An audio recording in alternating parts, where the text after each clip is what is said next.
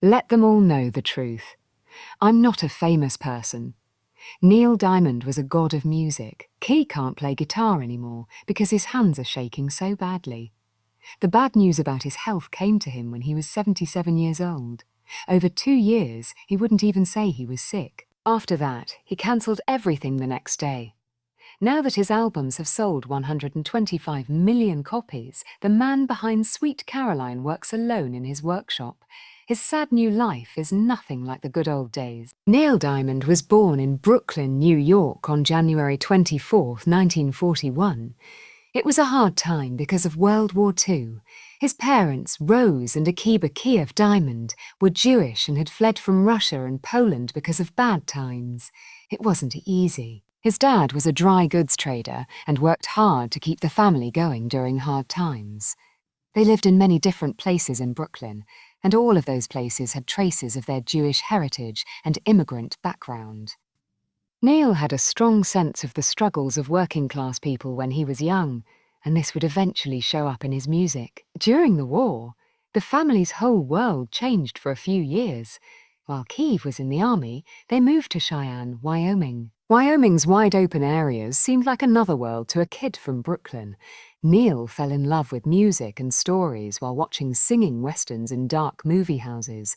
The big clouds, the tough heroes, and the thought that songs could express how people felt. It all stuck with him. After the war was over, the Diamonds packed up and moved back to Brooklyn, this time to Brighton Beach. Even though Neil was back in the crowded streets of New York, the chaos of the West was still inside him. During his teens, Neil found something that would change his life forever: writing songs. He wrote his first song, Hear Them Bells, when he was about 15 years old. For a girl he liked. It wasn't just a crush in school.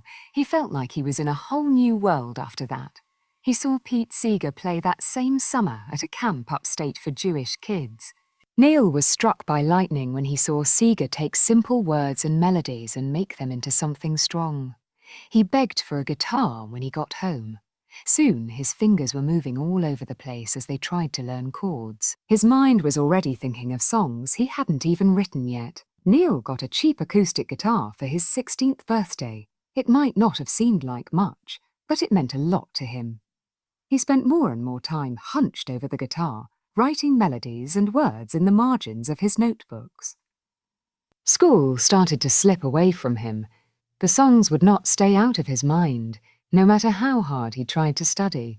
He became one with that guitar, which was the first real sign that maybe he wasn't meant to go the normal route. He joined the group at Erasmus Hall High School and sang with a girl named Barbara Streisand.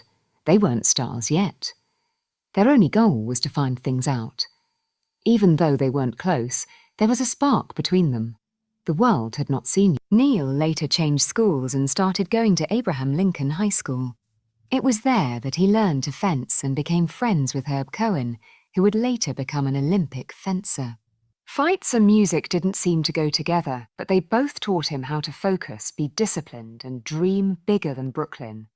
Neil got a fencing grant to go to New York University in 1958 in order to follow the American dream his parents had for him. He first studied to become a doctor. He did not pay attention in biology class, though. His mind kept wandering. A lot of song ideas blocked out the anatomy images. As early as his second year, he was sneaking off to Tin Pan Alley to try to get a job as a musician. Even though his grades went down, his dreams got bigger. 1961 was when things really changed. Neil was offered a small songwriting job that paid $50 a week. He was only 10 points away from getting his degree. He was willing to take the biggest risk of his life with that little amount of money. Giving up a safe future to follow a crazy, unsure dream, he dropped out of college. His parents were very sad, especially his dad, who didn't know why his son would throw away everything. That wound wouldn't start to heal for years and years of being hit hard. Neil learned at Sunbeam Music Publishing that the business side of making songs wasn't always fun. He was squished into a small space and told to write catchy songs for acts he didn't know. He tried to write something personal and real, but it was turned down because it was too hard to understand. Every day, he could feel his spirit getting weaker. When Sunbeam finally let him go, he was sad and free at the same time. He knew he had to do it his own way or not do it at all. It was both hopeful and sad for Neil Diamond to start out in the music business. They tried to work together with his friend Jack in 1962. They called themselves Neil and Jack and put out a few songs, but nothing really took off. Neil signed a solo deal with Columbia Records later that same year. It was nice to have a break. He put out a single in July 1963 called Clown Town. The other side was called At Night. Even though music magazines liked it, it didn't sell very well. It wasn't even close to making the charts. This company didn't waste any time. They just threw him away without thinking. That's when things got tough. Neil was poor and barely making it. He only had 35 cents to spend on food some days, which was barely enough for a snack. He wrote songs on buses in empty rooms, and even on an old piano he found above Birdland, a club in New York City. It was a sad and lonely time, but the songs began to get better. He found his voice when he wasn't being pushed. After a while, he said that this is when he wrote songs that were true to life. That fight is what gave birth to songs like Cherry Cherry and Solitary Man. Things began to change for real in November 1965. Neil's song Sunday and Me was recorded by a group called Jay and the Americans. It was his first real success. It stayed at number 18 on the Billboard lists for weeks. It was so popular that it even went to Canada. This small win meant a lot after years of being told no. The world saw that Neil wasn't just another artist in the crowd. His songs had heart. You could not forget the hooks in his songs. Sunday and I opened doors for him that had always been shut. Soon after, Neil met Jeff Barry and Ellie Greenwich, two people who would change his life. They had a lot of fame and had written a lot of hit songs. They quickly got Neil a deal with a music publisher because they liked his songs so much. The luck didn't last long though, just like before. He lost his job.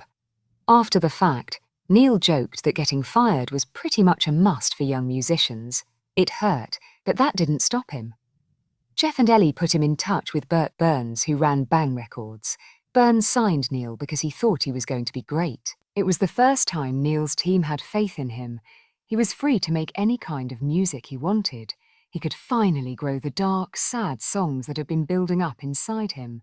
Next came the event that really made his career take off. A record company owner named Don Kirchner called Neil into his office in 1966. He had to come up with a song for the Monkees, his new band. Neil played him a song called I'm a Believer that he had written just for himself. Kirchner knew it was a hit right away. They quickly made a recording of the music and sent it to California, where the Monkees added their voices. It was like a bomb went off when the song came out. Before it even came out in shops, I'm a Believer sold more than 1 million copies. It quickly became the #1 song and stayed there for 7 weeks. It became the 1967 hit song. All of a sudden, Neil Diamond wasn't just a struggling lyricist. He was the person who wrote the top song in the US. He wrote more hits for the Monkees, such as Little Bit Me, A Little Bit You, and Look Out, Here Comes Tomorrow. Neil didn't forget about his own dreams, even though all of this was going on. He put out Solitary Man in early 1966, but it didn't go straight to #1. But it was enough to make him famous as a solo artist. After all those hard years, he knew a lot about what it was like to be alone and try to find love. It looked a lot like his life, even though he didn't know it at first. What they said was real, raw, and unforgettable. He then put out Cherry a few months later, and that one really took off. It made it all the way to #6 on the charts. Neil Diamond didn't just write hits for other people, though. He was turning into a star. He also rushed out his first record, The Feel of Neil Diamond, around this time. It showed that he was the real deal, even though it was put together quickly to ride the wave of his success. His songs had a lot of heart, were catchy, and were about real things. Kind of music that would make his career what it was. As soon as he walked on The Ed Sullivan Show in 1969, everything changed. A lot of people in the US saw Neil Diamond for the first time that night. Caroline, he sang while sitting on a simple stool. His voice and the story in his song were all that they had to draw people into his world. The stage had been changed for his second show when he came back. He sang Holy Holy while standing on a huge rainbow-coloured tower with dancing flower kids all around him. It was a great picture of the late 1960s. It was bright, crazy, and full of colour. Sweet Caroline shot to the top of the charts and is now a classic. Holly Holy also made the charts, though not as high. Even though it was a strong performance, that was the only time he would be on The Sullivan Show. This could be because the show was almost over. For almost 40 years, no one knew what happened with Sweet Caroline. In 2007, Diamond finally said that he wrote the song after seeing a picture of Caroline Kennedy as a child, riding her pony while dressed as a rider. He wasn't well known or had much money at the time, but seeing that simple picture gave him hope and a spark of ideas. After that, he wrote the song in a Memphis hotel room in less than an hour. After many years, he told the story at Caroline Kennedy's 50th birthday party, which made the song even more special. Over time, Sweet Caroline got a second life when the Boston Red Sox made it their unofficial song and played it at all of their home games. Diamond was still amazed that the song kept getting new fans after all these years. Neil Diamond signed with Uni Records in 1968, which changed everything. His first songs at Columbia were praised, but they didn't sell. After going to college, he had the freedom and help he needed. During this time, he got his first gold songs. People started to see him as more than just a songwriter. During this time, he also helped another growing star get started. When Elton John, a young British singer, came to the United States, Neil Diamond booked him his first big American show.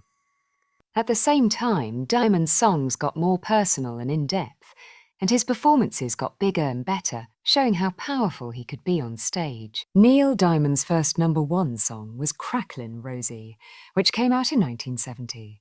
It was the reward for all the years of bus rides and writing songs in empty rooms. Diamond finally got it after living on almost nothing and putting his whole heart into songs like Solitary Man. His hard work paid off with Cracklin' Rosie, which had a catchy tune and touching words, and a sound that people couldn't forget. There was no question after that hit. He was no longer just a singer-songwriter. He was famous. The speed kept going up. Another #1 hit for Diamond was Song Sung Blue in 1972. It had the simple, heartfelt style that Diamond had mastered. He made one of the most important records of his career that summer. Hot August Night.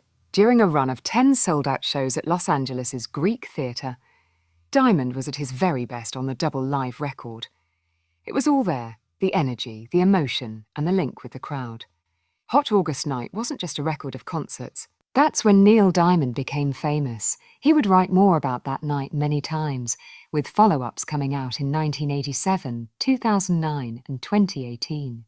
But nothing came close to the magic of the first show. As the year went on, Diamond took an even bigger risk. He was the first big pop rock star since Al Jolson to play the Winter Garden Theatre on Broadway. For 20 nights in a row, he sold out the house. Young couples, old ladies, businessmen, and even hipsters who quietly loved his music came. It was a risk, but it paid off hugely and showed that Neil Diamond could charm people anywhere. At that point, Diamond did something very strange, right at the height of his fame. He stopped going on tours for over 3 years. Diamond stayed home with his family, wrote songs, and rested while other artists worried about being ignored. Some people were not sure if people still cared when he finally came back to the stage in late 1976, but they did, even more than before. In North America, Australia, and Europe, his comeback tour broke attendance records, bringing in over $5 million, which was a huge amount of money at the time. His concerts were bigger, his songs were better, and he had a stronger bond with his fans than ever. There were bigger things coming. Neil Diamond made a deal with Columbia Records in 1973 that changed the music business. Back then, they offered him $5 million for 5 records, which was a huge sum of money. Diamond felt free, so he decided to take a risk with his art. The movie version of Jonathan Livingston's Seagull had music by him. Seagull is a philosophical story about a seagull who wants to fly higher and faster than any other bird. Diamond's score was very different from his pop hits. It was full of deep, emotional music. The movie didn't do well at all, but Diamond's songs did really well. The music made him a lot of money, won a Grammy, and even got him a Golden Globe. It wasn't all smooth, though, behind the scenes. Diamond got into a fight with the movie's director. because his music was being changed without his permission. He promised himself that he would never work on a movie again unless he had full creative freedom. He kept his word until 1980, when he played the lead role in The Jazz Singer. Neil Diamond chose to try something new in 1980. He had never been in a movie before, but he got the lead part in The Jazz Singer, a new version of a famous movie from 1927. Hollywood paid him an amazing $3.05 million, even though he had never been in a starring role before. This made him the highest-paid first-time actor ever. At that time, he played Yusel Rabinovich, a Jewish cantor who wanted to become a pop star and break away from custom. Many people were surprised by how well they got along with famous actors like Sir Laurence Olivier and Lucille Ball's daughter, Lucy Arnaz. It made 3 times as much money as it cost to make the movie, but reviewers really didn't like how Diamond played her part. In any case, the music was a huge hit. Songs like America, Love on the Rocks, and Hello Again became favourites very quickly. There was even a controversial scene where Diamond dressed up as a black person to pay homage to the history of the original movie. Later, Katie would also become his manager. She was there for him when he was diagnosed with Parkinson's disease in 2018 and had to stop performing after 50 amazing years. Even though Neil was going through some personal changes, his work took a sharp and powerful turn. He had to fight for years before he could find peace like that. Neil was going through his own problems when something out of the blue helped him get better. A Beautiful Noise, a Broadway show about his life, opened in New York in December 2022. There was more to it than just a show. It didn't sugarcoat anything. It showed his real problems, like being alone, broken hearts and sadness. The show was set up like therapy meetings, and the songs brought back memories of his past. Neil found it hard to watch. He said he was embarrassed and pleased and scared at the same time. He told the truth when asked what scared him the most. Being found out is the scariest thing because we all put on a front. Also, I'm not a famous person. Neil still found ways to surprise his fans even after he stopped touring. The night a beautiful sound came in, he jumped down from the balcony and led the crowd in singing Sweet Caroline. The theatre shook with happiness. A lot of people were shocked because it was his first show in New York since 2017. He came back to sing more than once. He sang Sweet Caroline again at a Red Sox game in Boston in 2022, which thrilled baseball fans who had made the song their honor song. In the past, he sang at a Las Vegas charity event. Even in the early stages of the pandemic, he made a special form of Sweet Caroline that you wash your hands with to cheer people up.